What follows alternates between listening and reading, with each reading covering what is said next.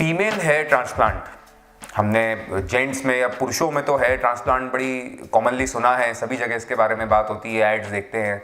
पर क्या फीमेल्स में भी हेयर ट्रांसप्लांट पॉसिबल है, या क्या फीमेल्स में भी हेयर ट्रांसप्लांट के उतने ही अच्छे रिजल्ट मिलेंगे जितने कि मेल्स में या जेंट्स में मिलेंगे? कैसे फीमेल हेयर ट्रांसप्लांट होता है, किन कंडीशंस में होता है, इसके रिजल्ट मेल्स की तुलना में कैसे होते हैं?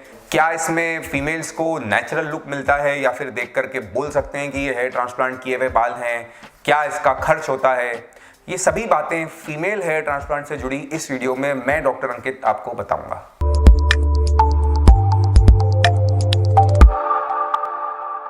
सबसे पहले हम बात शुरू करते हैं कि किन कंडीशंस में फीमेल्स में यानी कि महिलाओं में हेयर ट्रांसप्लांट किया जाना चाहिए। देखिए दोस्तों, अगर किसी फीमेल की हेयर लाइन जो है वो काफ़ी ऊपर है, मतलब कि ये जो फोरहेड है ये काफ़ी चौड़ा और बड़ा दिखता है और हेयर लाइन ही ऊपर है, तो ऐसी कंडीशन में वहाँ पर फिर हम आगे खाली एरिया में अगर हम नॉन सर्जिकल ट्रीटमेंट करेंगे तो उससे कुछ खास फ़ायदा नहीं होगा।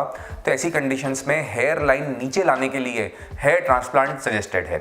जैसा आप इस फोटो में देखिए, यहाँ पर एक एग्जांपल है कि किस तरह से ये ब्रॉड फोरहेड दिख रहा है या बड़ा चौड़ा माथा दिख रहा है, और उसे अगर हमें और हेयर लाइन को नीचे लाना है तो फिर यहाँ पर हेयर ट्रांसप्लांट किया गया है।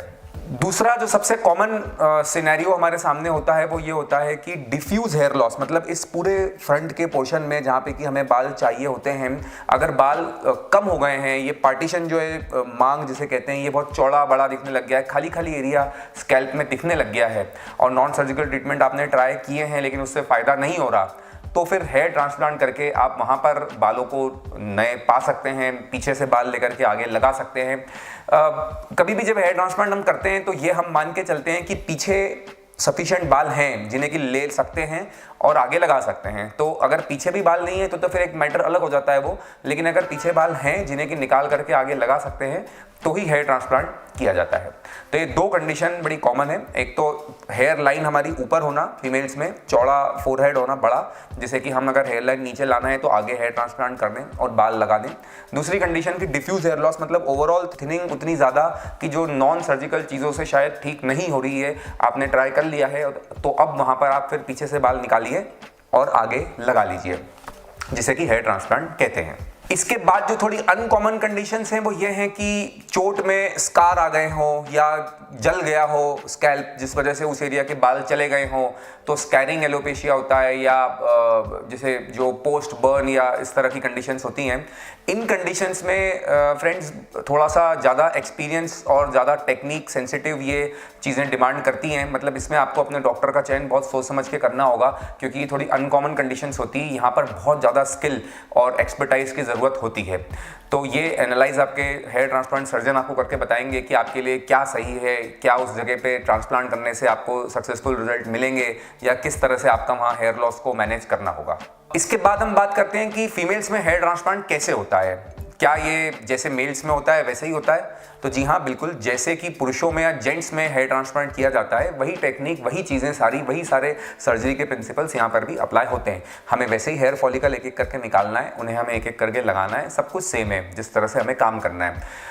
ध्यान हमें ये रखना है कि जैसे जेंट्स में तो हम कई बार पेशेंट को सजेस्ट कर देते हैं कि आप हेड शेव कर लीजिए, हम सर पे जीरो मशीन या रेज़र लगा करके हेड को शेव कर देते हैं और फिर हम हेयर ट्रांसप्लांट करते हैं। फीमेल्स में ऐसा नहीं करते हैं, क्योंकि फीमेल्स में उतने लंबे बाल होने में बहुत टाइम लग जाएगा, तो जाहिर सी बात है कि कोई भी फीमेलें नहीं चाहेंगे कि इतने समय तक वो छोटे छोटे बालों के साथ या मतलब कि इतनी चेंज्ड अपीयरेंस के साथ रहें, क्योंकि जब भी किसी को वो मिलेंगे तो एक क्वेश्चन कोई पूछेगा कि क्या कराया आपने, क्यों बाल छोटे करा लिया आपने। तो फीमेल से कभी नहीं चाहेंगी कि हमें ये किसी को बताए या किसी को पता पड़े कि उन्होंने हेयर ट्रांसप्लांट कराया है। तो फीमेल्स के लिए स्पेशली थोड़ी सी मेहनत एक्स्ट्रा की जाती है, थोड़ा सा वेरिएशन यहाँ पर टेक्निक में भी होता है कि हम सिर को शेव ना करें, हम बालों को छोटा ना करें और जैसे बाल हैं उसी कंडीशन में हम फीमेल्स का हेयर ट्रांसप्लांट करें। तो आप यहाँ देखें कि हमने आगे के हिस्से में तो बिल्कुल शेव नहीं किया है, जैसे बाल थे उन्हीं के बीच में हमने जहाँ जहाँ गैप्स थी या खाली जगह थी वहाँ पर हमने हेयर ग्राफ्ट्स को लगाए हैं। पीछे ज़रूर हमें एक छोटा सा स्ट्रिप बनानी पड़ती है जहाँ से हमें बाल निकालने हैं, तो हम इस तरह से उसको बनाते हैं कि ऊपर के बाल उस छोटे से जो स्ट्रिप है जहाँ से हमने शेव किया है उसको ढक लें। तो आप ये देखेंगे इसमें कि बिल्कुल भी ये बाल जब ऊपर के नीचे ढक रहे हैं तो दिख नहीं रहा है कि वहाँ से बाल निकाले गए हैं। कुछ दिनों में जब ये बाल भी बड़े हो जाएंगे तो एब्सोल्युटली कोई इशू नहीं रहेगा। हालांकि अभी भी ये अच्छे से कवर्ड है और किसी को देख करके पता नहीं चल रहा है कि यहाँ से बाल निकाले गए हैं। आजकल और एडवांसमेंट इसमें आ गए हैं जिसमें ये भी नहीं करना पड़ता है, इतना भी शेव नहीं करना पड़ता है और डायरेक्ट पूरा का पूरा बाल बिना शेव करे भी निकाला जा सकता है। तो ये भी आप अपने डॉक्टर से डिस्कस कर सकते हैं। थोड़ा कॉस्ट इसमें ज़्यादा आएगा खर्च, लेकिन ठीक है, अगर आपको लगता है कि आपको बिल्कुल भी शेव नहीं कराना है तो आप इसके बारे में भी आपके डॉक्टर से समझें।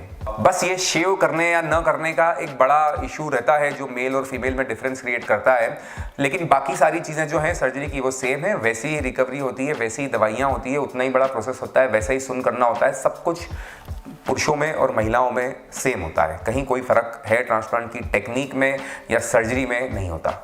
तो क्या फीमेल्स में नेचुरल लुक मिलेगा ट्रांसप्लांट करने के बाद? क्योंकि देखिए हमें ये बात बहुत ज़रूरी है ध्यान रखना कि हेयर ट्रांसप्लांट के बाद कोई जब आपको देखता है तो उसे देखकर पता नहीं चलना चाहिए कि आपने ट्रांसप्लांट कराया है। अगर मैं किसी फीमेल को देखूं और मुझे दिख जाए कि इनके तो बाल कुछ अलग से हैं या आर्टिफिशियल हैं, इसमें नेचुरल लुक नहीं है, तो फिर उसका कोई मज़ा मेरी नज़र में नहीं है।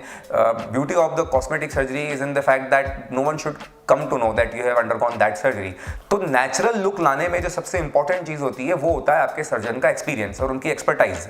बाल लगा देना और सर पे बाल आ जाना एक अलग बात है, और उन बालों को इस तरह से लगाना कि नेचुरल दिखें, किसी को पता ना चले कि वहाँ पर ट्रांसप्लांट किया गया है, ये एक अलग बात है। तो अगर आपके सर्जन आपकी हेयरलाइन बनाने में एक्सपीरियंस हैं, उन्होंने काफ़ी इस तरह के पेशेंट्स कर रखे हैं, तो डेफिनेटली वो आपको एक नेचुरल लुक उससे दे पाएंगे, जो बहुत ज़रूरी होता है। फिर हम बात करते हैं कॉस्ट की, खर्च की। तो मेल्स की तुलना में फीमेल्स में हेयर ट्रांसप्लांट का कॉस्ट ज़्यादा आएगा, क्योंकि इसमें ज़्यादा मेहनत चाहिए, ज़्यादा स्किल चाहिए, इसमें सर्जरी की ड्यूरेशन ज़्यादा है। तो सभी रिसोर्सेस जो इन्वॉल्व होते हैं जिससे कि कॉस्ट तय होती है, यहाँ पर ज़्यादा चाहिए। तो आप ये मान के चलें कि मेल्स की तुलना में फीमेल्स में 25-30% खर्चा ज़्यादा आएगा। ओवरऑल ये एडवाइजेबल है या नहीं कि फीमेल्स में हेयर ट्रांसप्लांट करना चाहिए या नहीं करना चाहिए? तो जैसा कि मैंने आपको बताया कि दो सबसे कॉमन सिनेरियो हैं जो देखने में आते हैं, जिनमें एक है आपकी जो हेयर लाइन है उसका पीछे होना, और एक है आपकी ओवरऑल इस पूरे एरिया में डिफ्यूज थिनिंग या बेल्डिंग होना, खाली खाली स्कैल्प का वहाँ पर दिखना। इन दोनों ही कंडीशंस में हेयर ट्रांसप्लांट फीमेल्स में 100% सक्सेसफुल है अगर अच्छे से किया जाए, और बिल्कुल इससे यकीनन फ़ायदा होगा। इसमें कोई दो मत नहीं है कि फीमेल्स में भी हेयर ट्रांसप्लांट उतना ही अच्छा रहेगा आपके बालों की डेंसिटी बढ़ाने में या लुक चेंज करने में जितना मेल्स में रहेगा। तो there is no discrimination between males and females as per the surgery is concerned। तो अगर आपको लगता है कि नॉन सर्जिकल थेरेपीज आपके लिए वर्क नहीं करेंगी, तो इसमें कोई बुराई नहीं है फीमेल्स के लिए भी हेयर ट्रांसप्लांट का ऑप्शन कंसिडर करने के लिए। अगर इससे जुड़ी और भी कोई बात आपके जहन में है तो बेशक आप नीचे दिए गए नंबरों पर संपर्क कर सकते हैं या फिर हमें लिख करके पूछ सकते हैं। धन्यवाद।